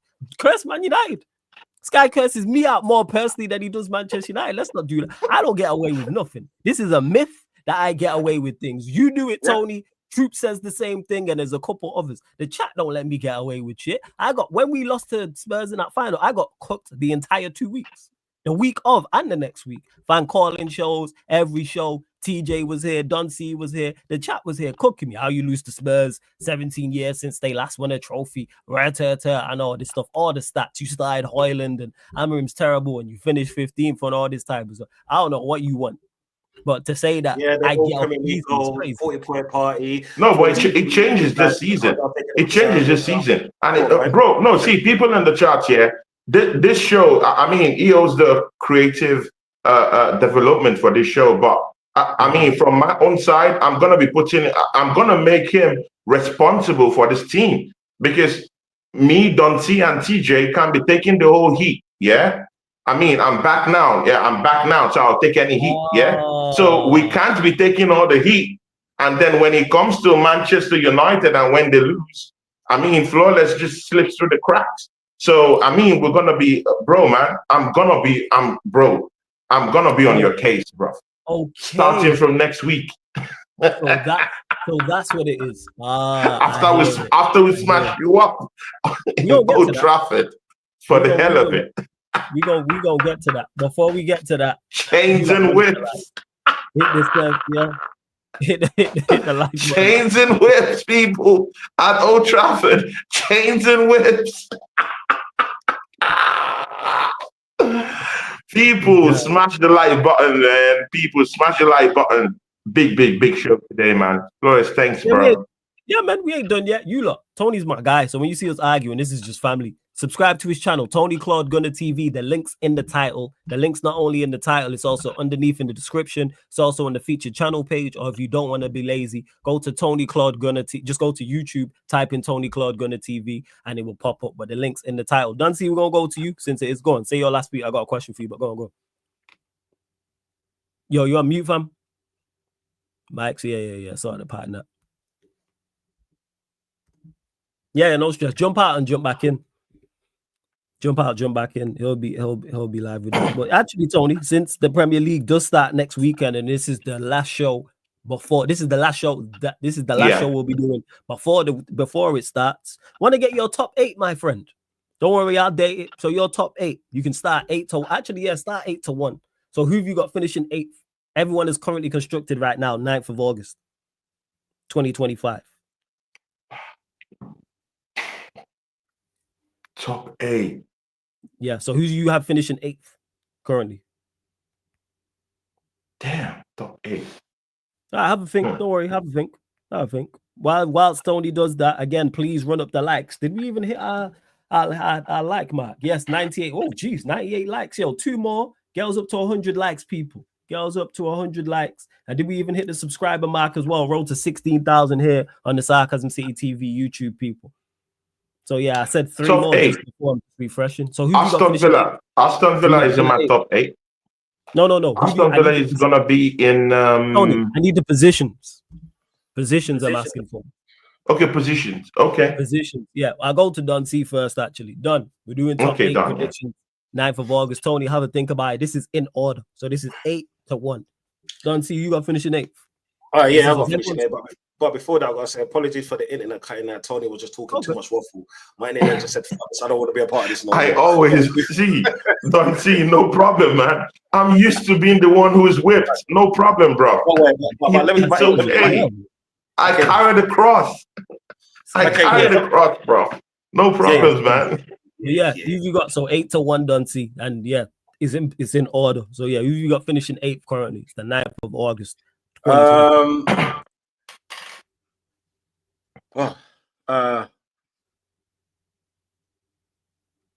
Villa, okay. Yeah, Villa. Villa, okay. So you got Villa 8th. You 7th. Oh shit. 7th. Brian, okay. Brian 6th.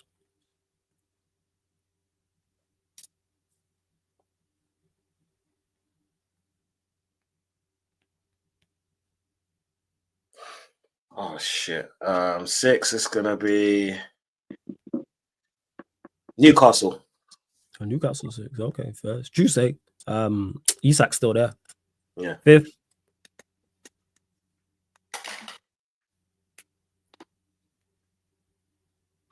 Who are you? Who else are you man linked with? United. Yeah. Baleba is the latest link. No, But this is currently constructed right now, so this is not including Okay. this is not including new signings or potential new signings, should I say? All we've added is Cunha and Bremo Sesko. Yeah. A couple. I think Forest are going to go further down the table, so I'm not going to get the top 8. Do you know there might be a dark horse in there? You know. Yeah, because you've gone strong 8-6. Yeah. You got Newcastle, Brighton, Villa 6, 7, and 8. Yeah. Let me pull up. I'll pull up the table for you. Give me a second. Please. Do you know? So I'm just trying to think who finished in the top 6. Yeah, who has bought players? I'll pull up. Newcastle hasn't really bought anyone. Aston Villa, I think this is this is everybody's constructed right now, people. So that's the table there from last season. That's the top 8. I'll zoom in a little bit so you can see that. So there you go. That's the top 8 right there. So it was Brighton, Forest, Villa, Newcastle, Chelsea, City, Arsenal, Liverpool. That was the top 8 from last season. What's and then below that, no, do you know what? Okay, let me change it. Fulham, Fulham 8th. Go, cool. Fulham 8th, Brighton 7th. Cool. Aston Villa 6. Yeah, I can see them at 6th. Villa 6. Oh shit. Aston Villa 6. Newcastle 5th. Newcastle 5th. Cool. Chelsea 4th. Mm-hmm. Arsenal 3rd. Yeah. Ooh. Arsenal 3rd. Cool. Arsenal. City 2nd and Liverpool 1st. Cool. So your top, just make sure I've got this correct. So your top 8. So this is now this is 8-1. This is 8 to actually I'll just go 1-8. So Liverpool, City, Arsenal, Chelsea, Newcastle, Villa, Brighton, Fulham. That's your 1-8. Yeah. All right, no problem. Over to you, Tony Claude Guna. Why did you have to stress that you? Over to you because you're the man, yo. That's why. This is what everyone's been waiting for. Why did you have to stress that you? Because you know why? Because it's the one I've been looking forward to. All this hype you've had on this show. I'm like, all right, let's see. Now put your money where your mouth. My days. This is gonna be good. That's why I want to know. Starting with 8. If you got 8, Tony, I can put the table back up if needs be. Again, this is currently constructed right now to everyone watching this or watching it back. We're saying, even though it's the 10th, 9th of August, no potential new signings as everyone is. So, for instance, Isak's still at Newcastle. Baleba is not at Manchester United. Eze is not at Arsenal, for example. I think Fulham will be 8. So you got Fulham 8th, okay? Yeah, Fulham will be 8. I think Tottenham Hotspurs will creep into 7. Yeah. Tottenham will creep into 7. So you got somehow Fulham this 8. season. Yeah, Fulham 7. Fulham 8, Tottenham 7. Cool. For some reason, I do think Manchester United, for some reason, with all our problems as currently constructed right now. Yes. Just to clarify, Tony, this is only because you just signed Sesko. Because you just signed Sesko. Yeah. Hey, Tony, did you just say everyone should run out of Man United because they got so much problems and you're putting them there? No, but them having so much problem. No. Wait. Let's clarify some things here. Them having problems could also be a good problem. Also, I mean, having Baleba could be a good problem. Bringing in Sesko, who I do rate. I mean, I'm not like all these podcasters here that would say, "Oh, we didn't want Sesko in our team. We want Sesko in our team," and suddenly it's bad. No, Sesko is a good player. I like Sesko. You know, so if Sesko comes in, it could change things for Man United. I do think so. But again, let's leave that. But I think Man United, with the signings they've been linked to and with what they already have, no links. I think they might get 6. Tony, no links. We're talking solely as constructed. So it's not potential signings. Yeah, you have Sesko. You might get 6. Yes, you have Sesko. Yes, you have Sesko already. You might get 6. Cool. You saying 6? Okay, 5th. Fifth, Nottingham Forest. Forest. Okay. Fourth. Fourth, Man City. City fourth. What's going on, Lola? Ooh. Third. Third. Who you got third? No, I missed something. Yeah, cool. Do you want me to pull the table back up from last season? Wait. No. I missed something. Yeah, no Villa or Newcastle yet in your top 8, and you've gone 8. Chelsea third. Chelsea third. Okay. You second? Right now, because I still think we need Eze and we still need a left winger. If we get them, it changes quickly. So I just say Arsenal second and Liverpool first. Because don't worry, we'll do it once the window closes. If we get Eze, exactly. So if we get Eze and we get a left winger, someone who can help down there, maybe a Rodrigo or Ademola Lookman, we win the league easy. Yeah, I mean, easy, people. No fight, easy. And you know what's crazy, Capo? Tony was like, why did you say it like that? Of course, his was the 8 I was looking forward to. No Villa or Newcastle in his top 8. So, Tony, just to clarify, this is 1 to 8. Liverpool, Arsenal, Chelsea, Manchester City, Nottingham Forest, Manchester United, Tottenham Hotspur, Fulham. Bro, Newcastle would likely lose Isaac. Gordon might leave this season. Talking about currently constructed. Gordon might leave this season. Gordon might leave this season. Isaac might leave this season. Bro, it's up in the air. You never know. You know, Villa, I don't know. Watkins might leave. Don't you think that Watkins is going to leave? If Watkins leaves that team right now, who else is to... bro, I don't know. If Watkins leaves the team, do you think Aston Villa will still ball?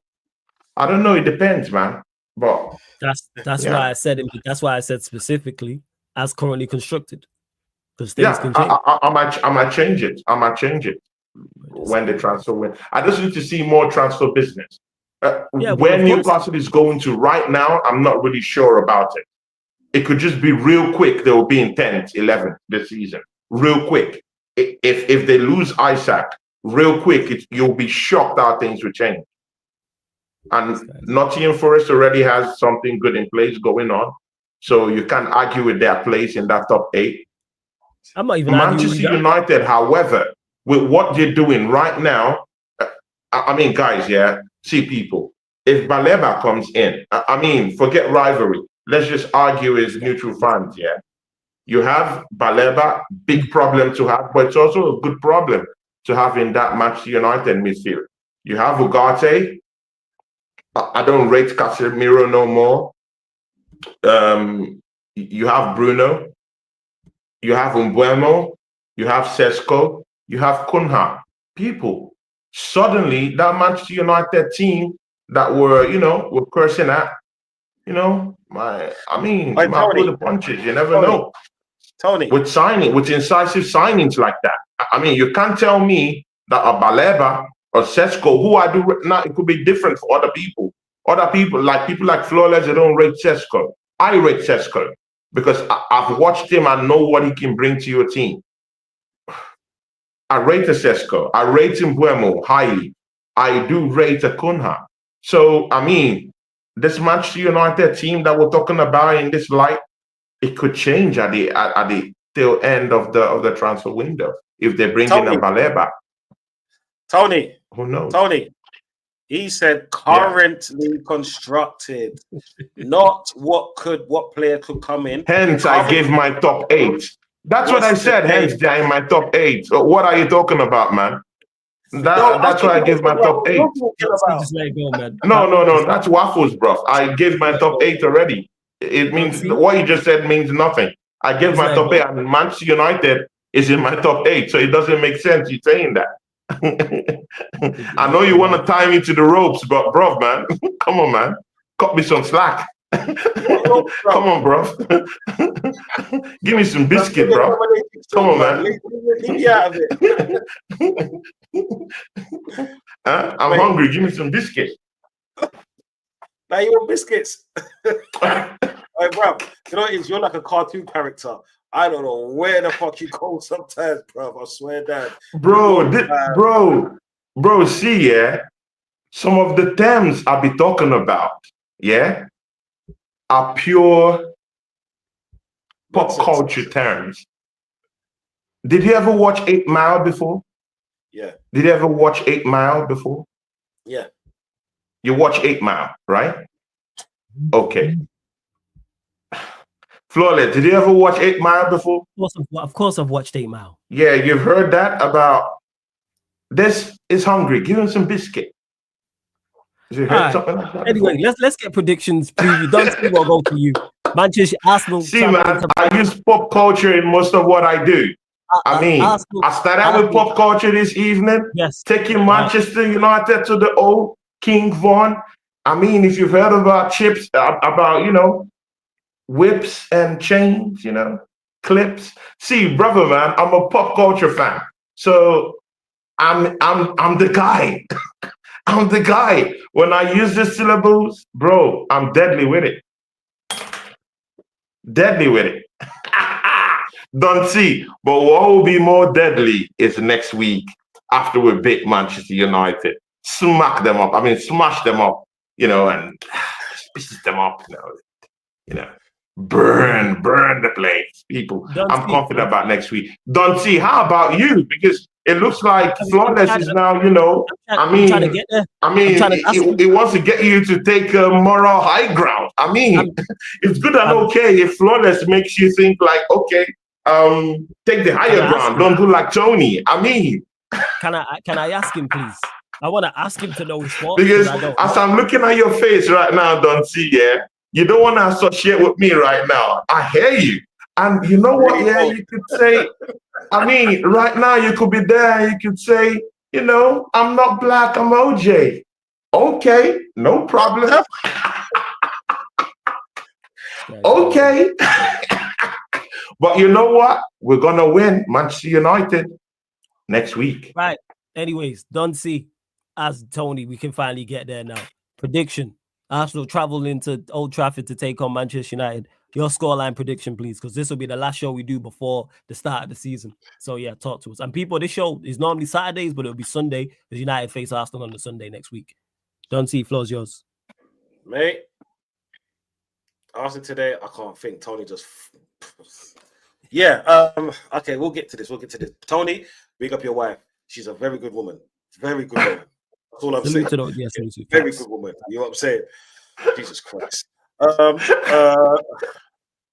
You didn't need to do that. My personnel as a podcast is quite different from me in real life.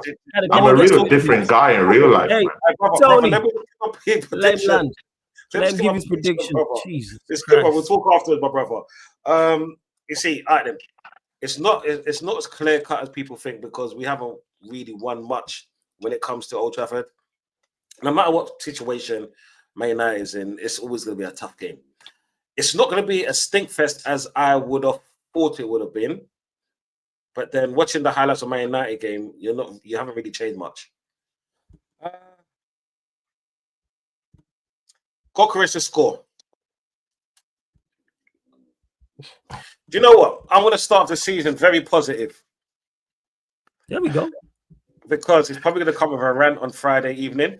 But regardless, I might as well start off as I seem to go on. So with my positive self, because you know what, yeah, I'm such a happy gooner. Fuck it. 3-1. 3-1. Yeah. 3-1. Don't see you're a top gooner, man.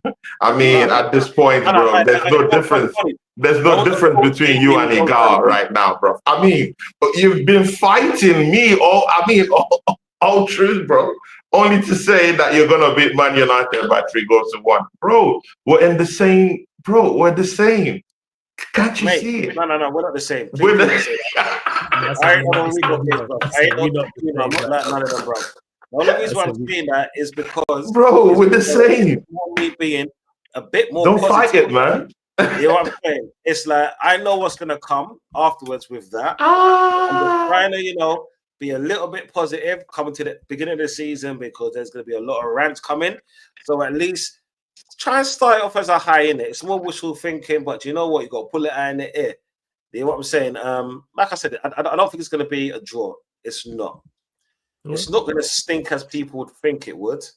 You know what I'm saying? Because they've gone previous games. But Man United have got a few good players in, but they haven't addressed the real issues, which is their if they get Baleba in time, but we won't get in time. They haven't got any energy in midfield. They have no energy in midfield, and it's like as much as Mount would run around, he's not going to play the 90 minutes. All right. So I say 3-1. You know what I'm saying? It's what it is. Like it's just me trying to be like, yay, come on, Arsenal, let's do this. First game of the season. Yeah. What it is. That's a 3-1. Tony, what are you saying? Scoreline prediction. 2-1. 2-1. I think we'll win 2-1. Yeah. Okay. So people in the chat is now meant for you to investigate who the top gunner is right here. You know, I'm more modest with my answer. I'm more, I'm not over the top. You can see the evidence is clear. So, see who the top gunner is.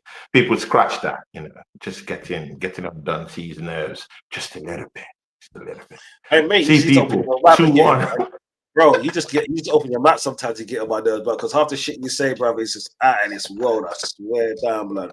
If you was a Wizard of Oz character, yeah, you be the one that needs to listen. You know what I'm saying? One needs a heart, one needs a brain, one needs courage. You need to listen. Is what it is. Bro, so when you were talking, I listened to you, bro. I didn't say a word.